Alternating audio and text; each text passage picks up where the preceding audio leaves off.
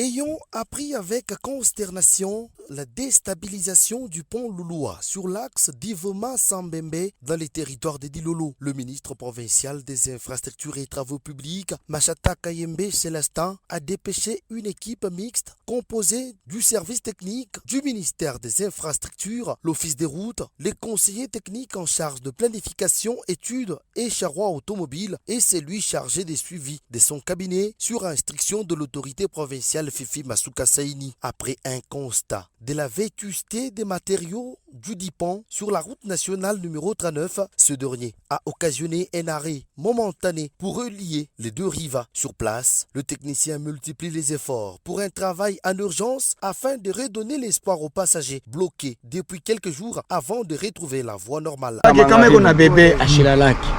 Mama anakalaka konju bebe anaria analamuka anamnyonyesha ndio vile mama anatunyonyesha siku ya leo. Mimi nafanya 2 semaines hapa 2 semaines ile mimi napirije bizuri na bibaya, unasikia ndugu. En tout cas mimi nafurahi sana vile mama Fifi ana raisonner ndio yetu shie. Mission vraiment beaucoup de plus monsieur le ministre par rapport à l'acte qui anakuwa kutufanyishia kwa vraiment tashikia furaha sana. Une implication remarquable et les efforts fournis par le représentant du patron des ITP, le conseiller Étienne Mukoji, circonscrit le détail de la gestion orthodoxe du gouvernement Masuka aux administrés de sa province, mais aussi la lutte dans la fluidité du trafic. Nous avons commencé à 6 heures.